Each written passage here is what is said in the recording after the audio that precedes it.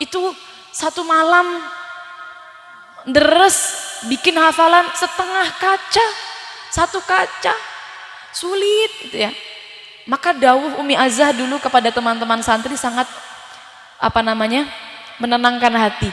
Jangan sedih kalau ternyata diberi hafalan yang perlu perjuangan, karena sejatinya Allah lebih sayang kepada kalian, lebih disuruh untuk sering membaca, lebih disuruh untuk lebih mendekat.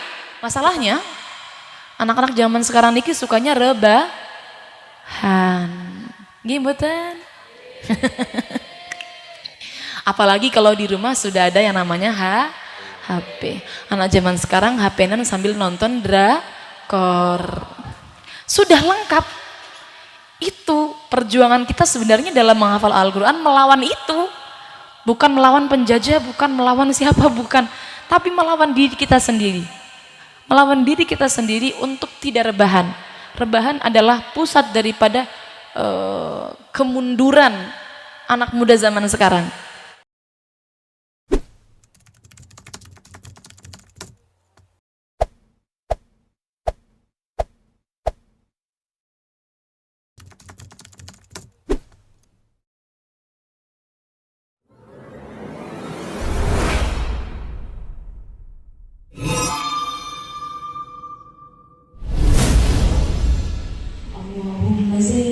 بزينة القرآن وأكرمنا بكرامة القرآن وشرفنا بشرافة القرآن وأدخلنا الجنة مع القرآن وعافنا من كل بلاء الدنيا وعذاب الآخرة بحرمة القرآن. اللهم ارحم جميع أمة سيدنا محمد بحرمة القرآن. اللهم اجعل القرآن لنا في الدنيا قرينا وفي القبر مونسا وفي القيامة شفيعا وعلى الصراط نورا وإلى الجنة رفيقا ومن النار سترا وحجابا وإلى الخيرات كلها دليلا وإماما بفضلك وجودك وكرمك يا أرحم الراحمين.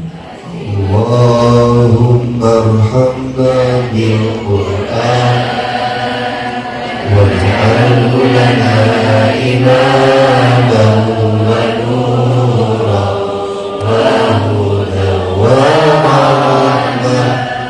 اللهم ذكرنا منه ما نسينا وعلمنا منه ما جهلنا وارزقنا تلاوته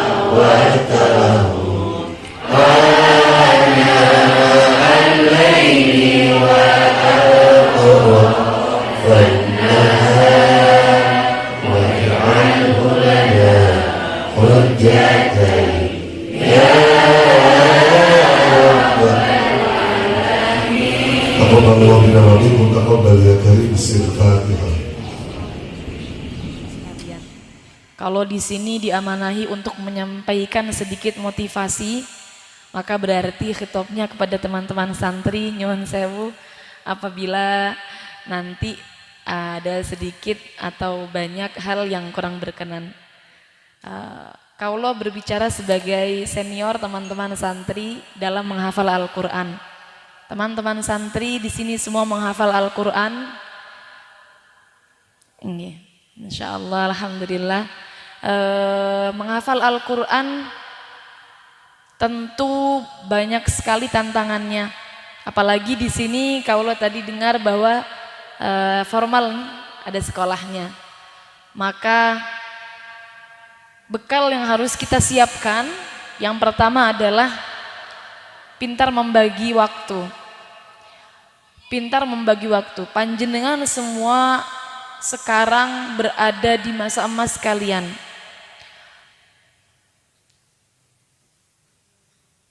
Ada suatu ungkapan tafaqquhu qabla an tusawidu.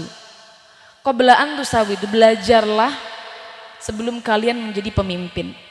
Nah, menjadi pemimpin di sini sebenarnya para ulama niku memberikan berbagai macam arti.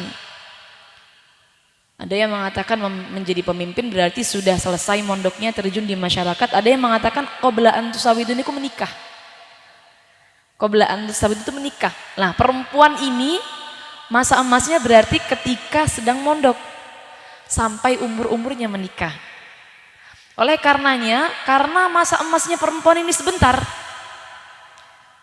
dari umur mondok biasanya ada yang kebanyakan mondok setelah SD, ada yang mondoknya setelah MTS, maka masa emas dalam mencari ilmunya semakin sedikit. Oleh karenanya, teman-teman jangan sampai leha-leha di pondok, harus betul-betul pintar membagi waktu. Itu nomor satu yang harus disiapkan untuk teman-teman santri. Apalagi penghafal Quran plus dengan sekolah. Menghafal Al-Quran saja harus pintar membagi waktu, apalagi dengan sekolah. Dalam menghafal Quran banyak sekali metode yang bisa kita tempuh. Cara menambah, setiap orang beda-beda ya. Biasanya yang sering kita jumpai dalam metode menghafal Al-Quran itu dibaca berulang-ulang. Ada yang saya pernah sharing dengan sesama, dulu pernah ada forum di Lirboyo, itu yang memberikan tips, ada 5 pemateri bagaimana metode menghafal Al-Quran. Dari 5 orang ini beda-beda semua cara menghafal Al-Qurannya. Tentunya kalau teman-teman sekalian semua pasti juga beda-beda. Tips dari salah satu, kalau dulu saya atau mbak saya itu biasanya menghafal Al-Quran dibaca berulang-ulang kali, jadi dibaca binadhar dulu. Barangkali nanti cocok dipraktekkan, kemudian mudah bisa dijadikan sebagai celengan untuk menghafal Al-Quran selanjutnya. Menghafal Al-Quran yang pertama, dilihat dulu betul lafadznya. Dibaca binadhar dengan betul terlebih dulu. Karena banyak sekali teman-teman, baik di Lirboyo atau di mana saja, itu menghafal Al-Quran terburu-buru ingin dihafalkan. Jadi tidak dibaca terlebih dulu. Pahami betul lafadznya. Dibaca dengan binadhri, dibaca betul. Dibaca betul. Kenapa? Agar anggota tubuh kita semua ikut menghafal. Mata melihat, kemudian merekam lafadz-lafadznya, baru setelah betul-betul lafadznya kita hafalkan perlahan. Kita baca 7 kali boleh, 11 kali boleh, ada teman-teman santri yang membaca sampai 21 kali. Maka tergantung kemampuan, pilih angka yang kira-kira kalau selesai kita baca mampu untuk dibaca tanpa melihat. Boleh panjenengan tentukan sendiri berapa. Setiap orang kemampuannya berbeda-beda. Teman-teman yang cepat menghafal, maka alhamdulillah diberikan kemampuan menghafal dengan cepat. Tapi jangan sedih untuk teman-teman yang sulit menghafal. Ada teman-teman niku sulit menghafal. Saya juga punya teman dulu atau teman-teman santri di rumah. Itu satu malam deres bikin hafalan setengah kaca, 1 kaca, sulit gitu ya. Maka dawuh Umi Azah dulu kepada teman-teman santri sangat menenangkan hati. Jangan sedih kalau ternyata diberi hafalan yang perlu perjuangan, karena sejatinya Allah lebih sayang kepada kalian, lebih disuruh untuk sering membaca, lebih disuruh untuk lebih mendekat. Kita niku manusia niku kan kalau diberi kesulitan maka manusia akan lebih mendekat kepada Allah. Nah, jadi kalau panjenengan kebetulan kebagian yang dalam menghafal itu perlu perjuangan yang lebih daripada teman-temannya, maka jangan bersedih, pahalanya lebih banyak. Kalau di dalam hadisnya niku orang yang mudah dalam membaca Al-Quran maka dia akan bersama dengan malaikat yang mulia. Tapi kalau orang itu sulit membaca Al-Quran, ya tata bahasanya seperti itu, sulit membaca Al-Quran, maka pahala baginya adalah 2 pahala. Dia mendapatkan 2 pahala. 1 pahala dalam membaca Al-Quran, yang 1 pahala dalam kesulitannya itu, melalui kesulitan dalam membaca Al-Quran. Nah itu dia. Jadi teman-teman, setelah dibaca berulang kali, kemudian baru tentukan angka yang setelah dibaca bisa ditutup hafalannya tanpa melihat. Kalau saya pribadi dulu dalam menghafal, kalau Rian senang menghafal itu baca artinya di sampingnya. Itu menurut kaulo lebih mudah untuk menyantolkan hafalan. Tapi tergantung setiap individu dalam menghafal. Nah, setelah sudah menghafal, maka bukan berarti beres kita ya. Ada proses murojaah. Ada proses murojaah. Nah, di sini murojaah yang diterapkan oleh para kiai, para ulama, para sahabat berbeda-beda. Bagi teman-teman yang belum selesai menghafal, belum selesai dalam tahap masih menghafal, saya sarankan mengikuti metode ini. Ini metode yang disarankan oleh Umi Azah kepada putra-putranya, putri-putrinya ketika di pondok. Setiap hari harus menyisihkan waktu untuk deres 2 atau 3 juz hafalan terakhir. Wajib. Ini wajib. Nanti insya Allah selesai hafalan kecekel ke Qurannya. Tapi lumayan berat ya. 2 juz atau 3 juz hafalan terakhir. Jadi semisal dapat 10, maka berarti hari ini deresnya 10, 9, 8. Karena hafalan yang baru dihafalkan itu lebih mudah untuk hilang daripada hafalan yang 1, 2, 3, 4, 5. Lebih mudah hilang itu karena memang frekuensi dalam membacanya lebih sedikit, sehingga belum terlalu melekat. Oleh karenanya tips dari Umi Azah itu anaknya itu 3 juz terakhir yang disetorkan ini wajib dibaca setiap hari. Ya kalau setorannya 10 berarti 10, 9, 8. 11 berarti ya 11, 10, 9. Seperti itu dan seterusnya sampai khotam.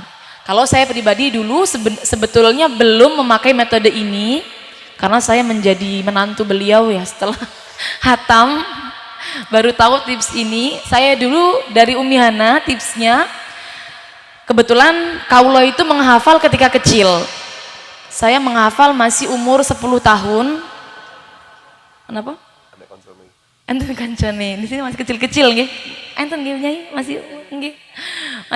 SD menghafal, saya juga dulu menghafal ketika masih kecil.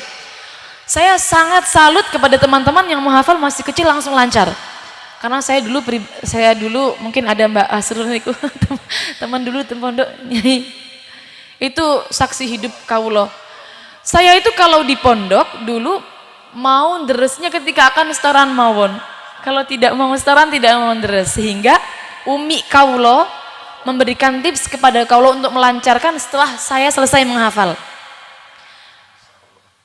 Setelah saya selesai menghafal, Umi memberikan tips seperti ini karena saya selesai menghafal kemudian melanjutkan mengaji kitab. Akhirnya saya diberikan tips oleh Umi. Yang penting 1 hari harus punya target dalam menghafal, dalam murojaah. Tentukan target yang bisa sampean baca. Jangan sampai dikodok. Jangan sampai kemudian ditunda. Jangan sampai telat. Dulu kaulo pertama memberikan target karena belum bisa banyak, maka 5 juz karena kaulo juga ikut sekolah kan. 5 juz. Kalau belum bisa bil ghaibi semua 5 juz, binadri nggak apa-apa. Binadri nggak apa-apa. Yang penting 5 juz tidak boleh dikodok, harus dibaca terus 5 juz. Seperti itu. Ketika 5 juz ini dibaca rutin, kalau tidak bisa 5 juz boleh 3 juz boleh, yang penting rutinitasnya nggih. Jadi bukan seberapa banyaknya. Kalau kita deres 1 hari 10 juz, sekali hataman kemudian libur 1 bulan, maka tentunya lebih baik yang 1 hari 3 juz tapi tidak pernah libur. Karena keistiqomahannya nih loh yang dibutuhkan dalam murojaah, sehingga nanti hafalannya bisa melekat terus dibaca begitu. Nah, semisal panjenengan tentukan 3 juz atau 5 juz, kemudian juz 1 sampai juz 5 ini sudah agak mudah hafalannya. Nah, yang agak mudah jangan lihat Al-Quran. Harus sambil buka tutup kalau tidak bisa, atau kalau bisa tutup sekalian. Ini dampaknya besar sekali dalam melancarkan hafalan. Kalau pribadi sangat merasakan manfaatnya. Ini juga sebenarnya tips yang disampaikan oleh Bu Nyai Ismah Ulin Nuha almarhumah almaghfirlaha. Beliau kalau di dalam majelis alumni Yambu niku kalau menyampaikan juga seperti ini. Hafalan yang sudah agak bisa untuk nutup buka nutup, ya buka nutup, jangan dienak-enakkan untuk membaca terus. Nanti tidak melekat-melekat, kata beliau seperti itu. Jadi Umi pun juga mendawuhkan seperti itu. Ternyata memang tipsnya seperti itu. Kalau sudah agak lancar 1 sampai 5, maka hafalannya, deresnya kalau bisa tutup sekalian, kalau tidak bisa buka tutup seperti itu sampai selesai. Nah, ini rutinitas harus dilakukan secara rutin ya. Rutin istiqomah. Kalau bisa tidak bolong. Insya Allah nanti pada waktunya akan diberikan kelancaran dalam menghafal Al-Quran. Yang tidak kalah pentingnya teman-teman santri sekalian dalam menghafal Al-Quran, selain kita membuat jadwal rutin murojaah, maka tentunya sholat malam tidak kalah pentingnya untuk teman-teman santri. Jangan sampai ditinggalkan walau rakaat ini. Umi Azza pernah mendawuhkan kepada kawula bahwa fadilah sholat witir diantaranya adalah bisa mencerdaskan otak, bisa memudahkan hafalan. Jadi setelah sholat malam 2 rakaat, sholat witir. Jangan sampai ditinggalkan. Ini satu paket. Dalam kitab Tibyan pun di sana menerangkan tentang adabi hamalatil Quran. Di situ disisipkan bahwa membaca Quran di malam hari dan juga qiyamul lail itu sangat penting. Berarti ini menandakan bahwa qiyamul lail itu satu kesatuan dengan penghafal Al-Quran. Jangan sampai ditinggalkan. Selain itu juga dalam menghafal Al-Quran, kita selain punya target berapa juznya, membacanya tidak boleh cepat-cepat. Nah, membaca yang berkualitas juga akan berdampak pada hafalan yang kita baca, yang kita hafal. Membaca yang berkualitas bagaimana? Sebenarnya Al-Quran itu boleh dibaca 3 macam. Boleh dibaca tahqiq atau tartil, boleh dibaca tadwir, dan boleh dibaca hadr. Ada 3 tingkatan dalam membaca Al-Quran. Tahqiq atau tartil niki dibaca pelan sekira kalau didekte yang nulis nutut bisa ikut bareng nulis, maka namanya tartil atau tahqiq. Contoh mungkin A'udzu billahi minasyaitonir rajim. Bismillahirrahmanirrahim. La yuhibbullahul jahra bis-su'i minal qawli illa man zulim. Wa kana Allahu sami'an 'alima. Tapi mungkin kalau tidak ada lagunya mungkin ya, yang penting seperti itulah. Kira-kira kalau didektekan kemudian bisa ikut bareng menulis. Tingkatan yang paling pertama. Yang kedua tadwir. Tadwir berarti sedang. Sedang itu biasanya 1 juz 30 menit. Tadwir. Hadr yang paling cepat itu ya cepat, bacaan cepat. Tapi 3 cara membaca Al-Quran niki semuanya harus pakai tajwid. Tidak boleh tidak pakai tajwid. Tidak boleh serampangan. Gunnah harus tepat ke bawah. Panjang pendek harus ke bawah. Nah biasanya kalau di dalam majelis-majelis murojaah Quran, takutnya memburu hatam akhirnya membacanya cepat tapi tidak pakai tajwid. Padahal pakai tajwid itu adalah wajib hukumnya. Walaupun toh bacaannya dengan bacaan cepat. Yang paling direkomendasikan kalau semisal mau deres murojaah harian itu bacaan yang tadwir sebenarnya 1 juz 30 menit. Niku standar ya, standar dalam murojaah. Kalau nanti panjenengan 1 juz dibaca 45 menit, ini mungkin kalau hafalannya sudah mutqin, sudah melekat, maka boleh dipraktekkan. Tapi kalau teman-teman masih bingung dengan hafalan nambahnya, bingung dengan lancarinnya, maka pilih yang sedang mawon supaya targetnya juga kena.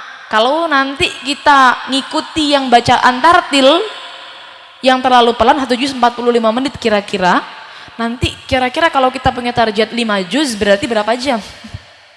45 berarti kalau 2 juz mohon 1,5 jam. 1,5 jam berarti kalau 4 juz 3 jam. Nah ini nanti akhirnya nggak bisa ikut target. Jadi supaya ikut target maka boleh pilih bacaan yang sedang. Sedang itu cukupan untuk penghafal Al-Quran. Dia bisa fokus bacaan Qurannya, fokus tajwidnya, dan juga fokus hafalannya. Nah ini dia nanti lebih mudah teman-teman untuk dalam melancarkan Al-Quran. Sebenarnya kalau kita kupas lebih lanjut di dalam bukunya Yai Maftuh, beliau itu mengupas ini. Baik mana antara membaca cepat tapi dapat banyak. Kalau dapat banyak kan kalau kita sesuaikan dengan hadisnya bahwa setiap huruf Al-Quran itu kan mendapatkan 10 kebaikan. 10 kebaikan. Bukan alif lam mim kemudian 1 huruf, bukan. Tapi alif 1 huruf, lam 1 huruf, mim 1 huruf. Berarti mestinya kalau kita lihat dari situnya, membaca dapat banyak itu lebih banyak pahalanya karena dapat banyak huruf. Tapi beliau mengatakan walaupun toh pahalanya lebih banyak membaca cepat karena dapat banyak hurufnya, tapi membaca dengan pelan ini lebih agung, lebih mulia. Kenapa lebih mulia? Karena tujuan daripada membaca Al-Quran yang sesungguhnya adalah memahami artinya. Kalau mau memahami artinya, mau mentadabburi maknanya, hanya bisa diperoleh dengan membaca pelan. Kalau membaca cepat tidak bisa sambil memahami artinya. Membaca cepat niku hanya fokus pada hafalan biasanya. Hanya fokus pada bacaannya mawon. Tidak bisa sama angen-angen artinya. Kalau mau sama angen-angen, itu harus membaca dengan pelan. Seperti itu. Nah, teman-teman santri membaca dengan tadwir sudah cukupan, harus dengan tajwid supaya berkualitas, dan juga membaca dengan suara agar semua organ tubuh kita ikut menghafal. Kalau hanya membaca saja tapi tidak ada suara yang sampai ke telinga kita, maka yang menghafal hanya otak kita dan mata. Telinga tidak ikut membantu dalam memperkuat hafalan. Tapi ketika kita membaca Quran melanyahkan itu nanti pakai suara, maka telinga juga ikut membantu untuk memberikan daya ingatnya lebih kuat ya, melekatkan hafalan. Jadi tips dari kaulo kalau menghafal, melancarkan dengan suara ya, yang penting kedengaran lah, yang penting kedengaran. Bacaannya jangan cepat, minimal tadwir. Boleh kalau mau ikut tartil lebih baik lagi, dan bacaan yang berkualitas menggunakan tajwid. Rutinitasnya harus ada. 1 hari berapa juz? 1 hari berapa juz harus ada. Jangan sampai kita tidak punya target dalam menghafal, tidak punya target dalam murojaah. Kalau tidak ada target dalam murojaah, maka nanti akan malas. Tidak ada yang bisa menghilangkan kemalasan karena tidak punya target. Kalau mau deres ya deres, kalau tidak mau deres ya sudah. Nah, masalahnya Anak-anak zaman sekarang niki sukanya rebahan. Nggih mboten? Apalagi kalau di rumah sudah ada yang namanya HP. Anak zaman sekarang HP-nan sambil nonton drakor. Sudah lengkap. Itu perjuangan kita sebenarnya dalam menghafal Al-Quran melawan itu. Bukan melawan penjajah, bukan melawan siapa, bukan. Tapi melawan diri kita sendiri. Melawan diri kita sendiri untuk tidak rebahan. Rebahan adalah pusat daripada kemunduran anak muda zaman sekarang. Karena dengan rebahan kemudian pingin yang enak-enak, pingin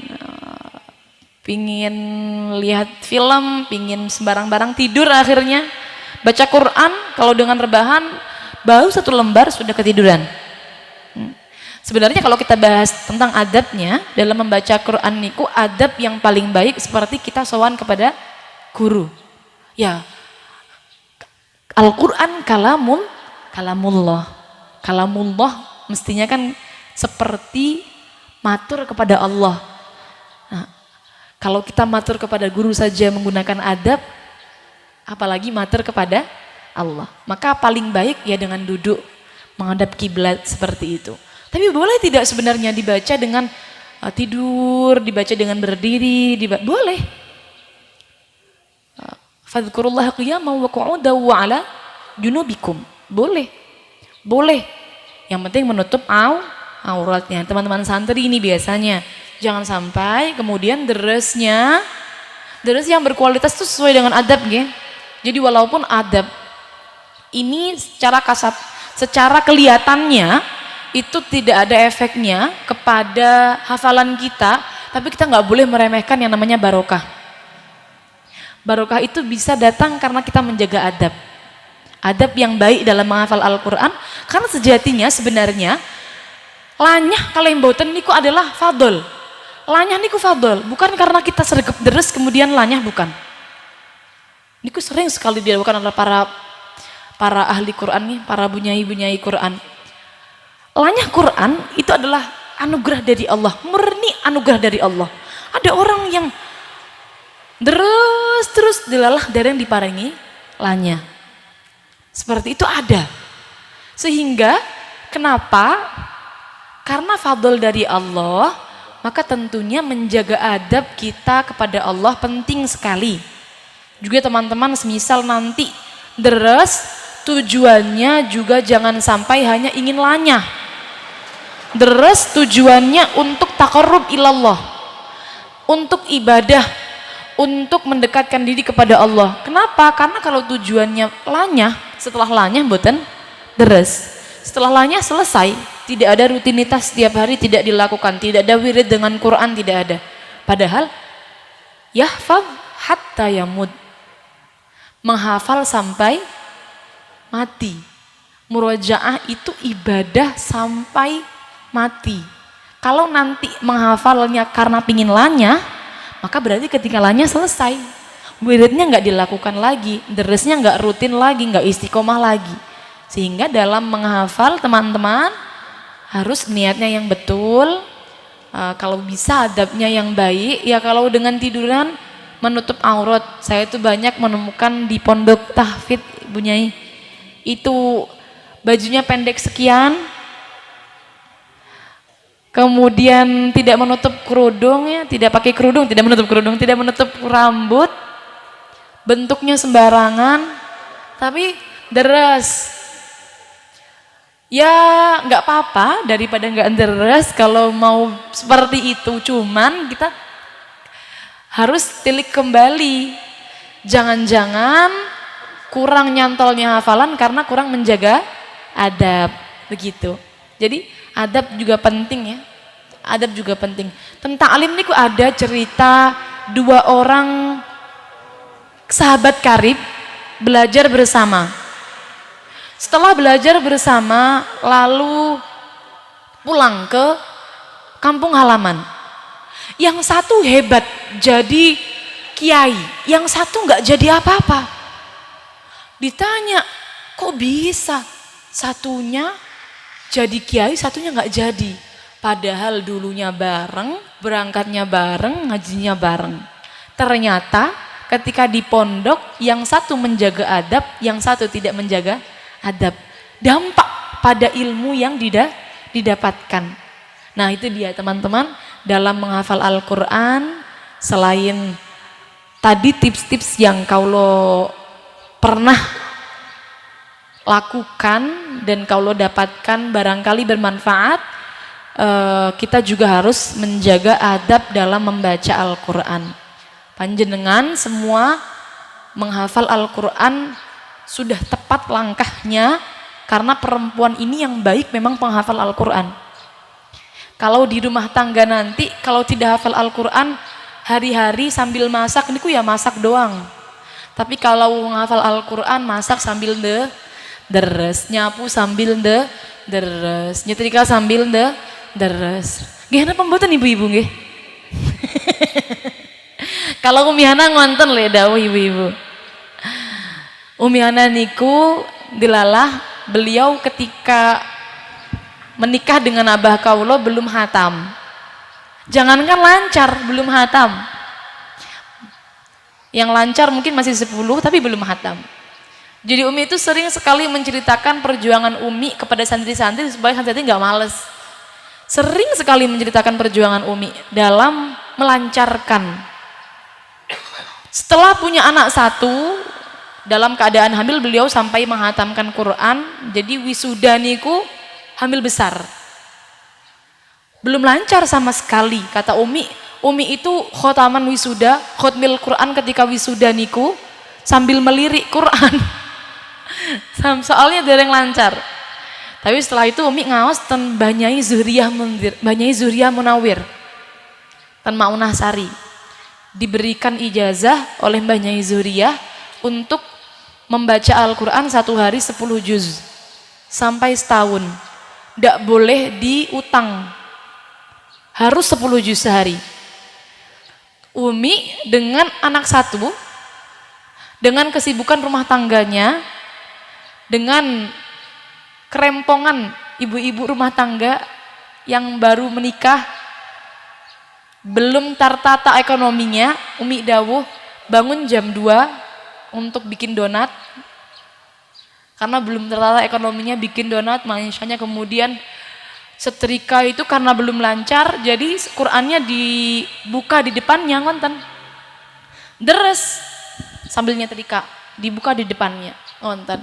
Jadi teman-teman sekalian, kalau ngelancarkannya di pondok berarti sangat-sangat enak sekali. Tidak perlu baca Quran sambil nyetrika dibuka begitu nggih. Semoga nanti selesai dari mondok sudah lancar semua, menikah sudah lancar semua.